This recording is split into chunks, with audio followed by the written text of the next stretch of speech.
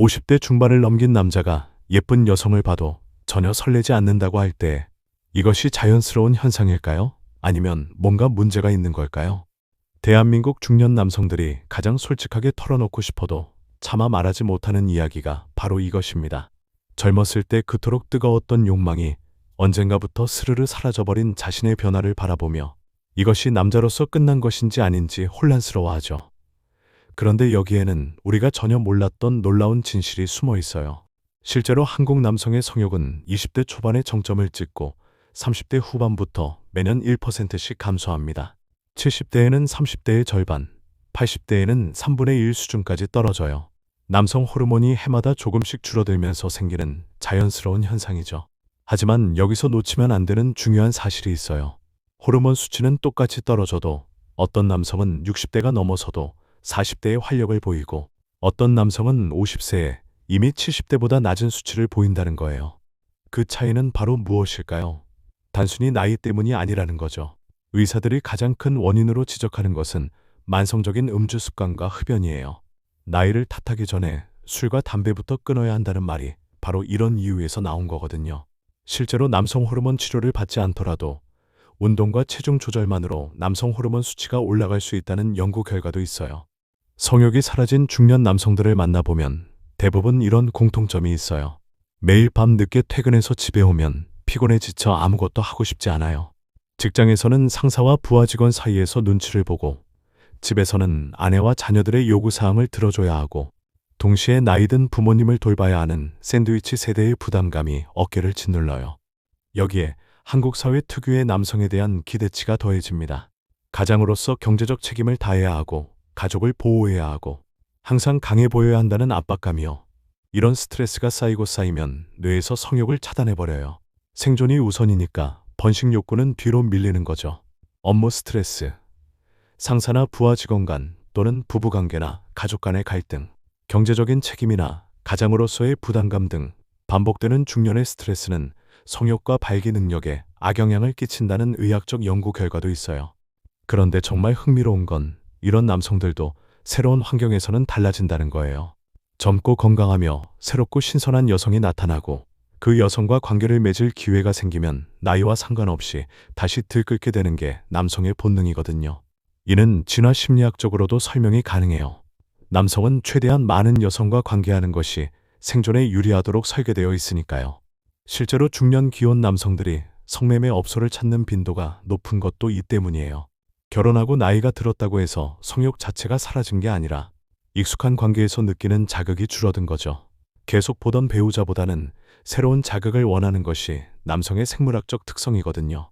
중년 기혼 남자의 성관계 욕구, 저하의 가장 큰 원인은 바로 성관계 파트너의 한정, 즉 아내하고만 성관계를 해야 하는 것에 질려서 그런 것이 가장 결정적이라는 분석도 있어요. 하지만 여기서 중요한 건 단순히 호르몬이나 생물학적 본능만의 문제가 아니라는 거예요. 성욕을 일으키는 데는 테스토스테론도 중요하지만 상대와의 관계에서 얻을 심리적 보상에 대한 기대가 더 큰 역할을 한다는 연구 결과가 있어요. 특히 일회적인 상대가 아니라 장기적인 관계일 때 더욱 그렇다고 해요. 중년 남성들이 젊었을 때는 예쁜 아가씨가 있는 술집을 좋아했지만 나이가 들면 말이 통하고 내 이야기를 잘 들어주는 중년 마담이 있는 곳을 찾게 되는 이유가 바로 이거예요. 단순한 외모보다는 정서적 교감과 이해를 더 중요하게 여기게 되는 거죠. 멋진 사람을 보고 자극을 받고 사랑하는 마음이 생기고 성욕이 생기고 하는 모든 것이 사실은 뇌에서 이루어진다는 점을 간과하면 안 돼요. 특히 한국의 중년 남성들은 감정 표현에 서툴러요. 어려서부터 남자는 울면 안 되고 약한 모습을 보이면 안 된다고 배워왔거든요. 그러다 보니 자신의 변화를 솔직하게 표현하거나 도움을 요청하는 것을 부끄러워해요. 그냥 혼자서 끙끙 앓다가 더 깊은 늪에 빠지는 경우가 많아요. 남성들은 정작 자신에게 갱년기가 와도 갱년기를 인지하지 못하는 경우가 대부분이에요. 나도 이제 늙은 건가? 한물간 건가? 이렇게 나이가 들어서 혹은 스트레스가 심해서 그런 거라며 혼자서 힘겹게 고군분투하는 거죠. 또 다른 중요한 원인은 만성질환이에요. 40대, 50대가 되면 슬슬 고혈압, 당뇨병, 대사증후군 같은 질병들이 고개를 들기 시작하는데 만성질환의 신호탄이 바로 발기부전이거든요. 혈관이 좁아지고 혈액순환이 나빠지면서 성기능에도 문제가 생기는 거예요.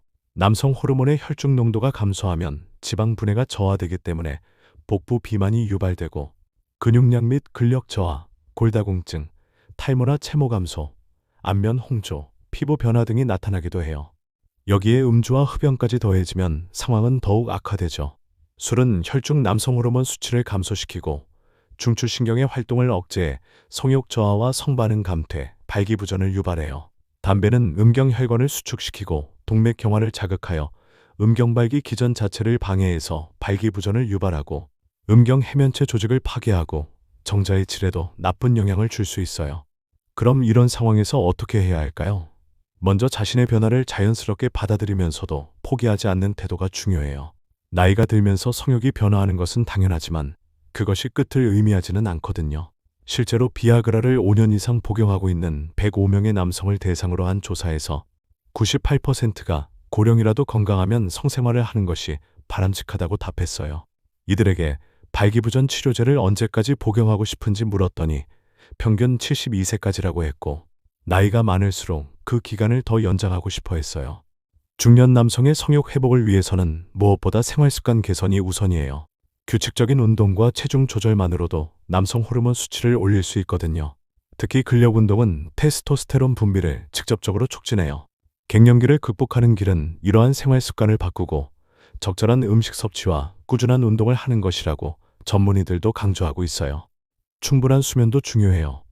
시카고 대학 연구에 따르면 수면 부족은 남성 호르몬 생성에 부정적 영향을 미친다고 해요. 하루 7시간 이상의 질 좋은 잠을 자는 것만으로도 큰 도움이 돼요. 테스토스테론 수치는 이른 아침에 가장 높고 하루 중 시간이 지나면서 감소하기 때문에 규칙적인 수면 패턴을 유지하는 것이 중요해요. 스트레스 관리는 필수예요. 만성적인 스트레스는 코르티솔이라는 스트레스 호르몬을 증가시키는데 이 호르몬이 테스토스테론 생성을 방해하거든요. 자신만의 취미 생활을 찾고 명상이나 요가 같은 이완요법을 실천해 보세요. 스트레스를 건강에 좋은 방법으로 잘 다루는 법을 배우면 정말 큰 도움이 된다는 연구 결과도 있어요. 영양 관리도 놓칠 수 없어요.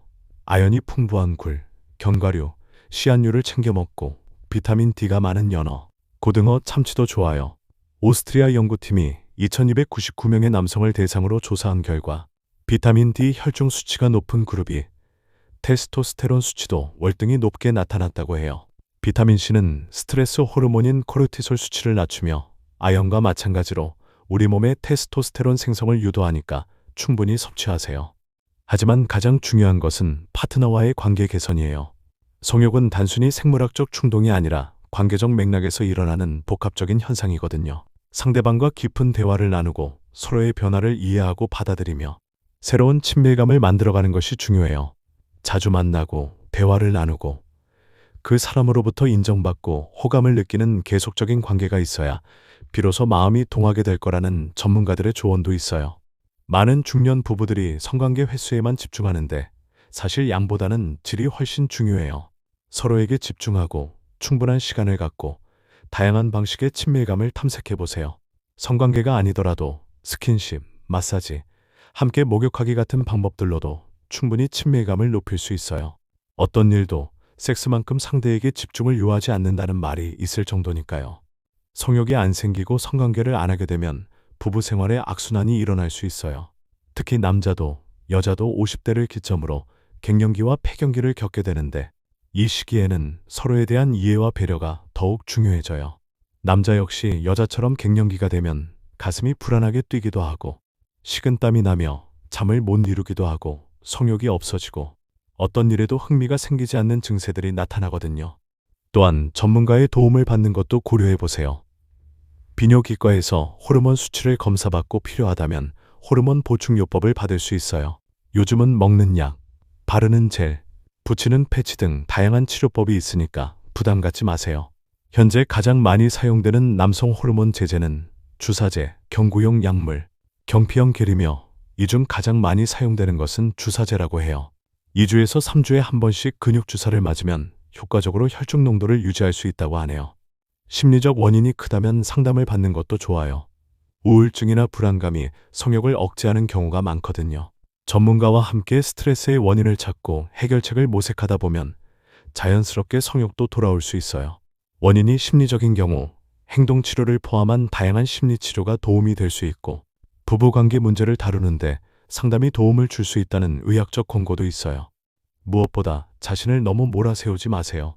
중년의 변화는 자연스러운 인생의 과정이에요. 젊었을 때와 다른 방식이지만 충분히 만족스러운 관계를 만들어갈 수 있거든요. 나이가 들었다고 해서 남성성이나 매력이 사라지는 것은 절대 아니에요. 실제로 많은 여성들이 중년 남성의 성숙함과 포용력, 경험에서 우러나오는 여유로움의 매력을 느껴요. 젊은 시절의 거친 열정과는 다른 깊이 있고 섬세한 매력을 발산할 수 있는 시기가 바로 중년이거든요. 흥미로운 연구 결과도 있어요. 갱년기 초기에는 아침 발기 감소, 이후 갱년기가 진행되면서 발기부전, 성욕 감퇴 순으로 나타난다고 해요. 즉, 단계적으로 진행되는 것이기 때문에 미리 알고 대비한다면 충분히 관리할 수 있다는 뜻이죠. 한 가지 더 말씀드리고 싶은 건 성욕의 변화를 단순히 개인적인 문제로만 보지 말라는 거예요. 이는 한국 사회 전체가 직면한 문제이기도 해요. 과도한 경쟁사회, 일과 삶의 불균형, 스트레스 과다 등이 모두 남성의 성 건강에 영향을 미치거든요. 최근 의학계에서는 남성 갱년기가 삶의 질을 크게 떨어뜨리는 내분비 질환이며 고지혈증, 당뇨병, 비만, 골다공증, 우울증 등을 유발하거나 악화시킬 수 있다는 이론이 대두되고 있어요. 우리 사회가 중년 남성들의 이런 고민을 더 이해하고 그들이 부담 없이 도움을 받을 수 있는 환경을 만들어가는 것도 중요해요. 성 건강은 전체적인 삶의 질과 직결되는 문제니까요. 세계보건기구도 남성의 갱년기 대책이 여성보다 부족하다고 지적하면서 건강관리를 철저히 해야 한다고 강조하고 있거든요. 성관계를 하려면 1차적으로 성욕이 발동되어야 하는데, 이론적으로 성에서는 성욕의 근원이 되는 남성 호르몬 생산이 노화와 함께 서서히 감소하지만 죽을 때까지 생산되므로 성욕의 강도와 횟수는 점점 떨어지나 평생토록 발동될 수 있다는 연구 결과도 있어요. 노화가 성욕에 미치는 부정적 영향은 생물학적 요소보다 성에 대한 개인적인 태도와 더 관련이 있다고 하네요. 배우자가 있고 성에 대해 좋은 자존감, 즐거웠던 성경험, 부부관계에서 성생활을 중요하게 생각하는 태도 등이 성을 능동적으로 추구하는 예측 변수가 된다는 분석도 있어요. 즉, 마음가짐과 태도가 생물학적 요인보다 더 중요할 수 있다는 거죠. 마지막으로, 중년이라는 것은 인생의 끝이 아니라 새로운 시작이라는 마음가짐을 가져보세요. 지금까지와는 다른 방식으로 더 성숙하고 깊이 있는 관계를 만들어갈 수 있는 기회예요. 자신의 변화를 받아들이면서도 더 나은 자신을 만들어가려는 노력을 포기하지 않는다면 분명히 만족스러운 중년의 삶을 살아갈 수 있을 거예요. 호르몬 보충요법을 오랫동안 하고 있는 분의 말씀에 의하면 호르몬 주사를 맞으면 남자의 냄새가 돌아온다며 훨씬 생기가 넘치고 성욕도 생긴다고 해요. 섹스가 사랑의 표현이고 쾌락을 목표로 하며 친밀감을 가져오기도 하지만 남자에게는 무엇보다 섹스가 자신감의 상징이기도 하거든요. 예전과 같지 않다고 해서 끝난 것이 아니라 이제 시작일 수도 있다는 희망을 품고 살아가시길 바라요. 오늘의 이야기는 여기까지입니다. 끝까지 함께해 주신 여러분께 진심으로 감사드립니다. 앞으로도 남자들의 솔직한 속마음과 리얼한 심리를 더욱 생생하게 들려드리겠습니다. 구독과 좋아요로 변함없는 응원 부탁드립니다. 감사합니다.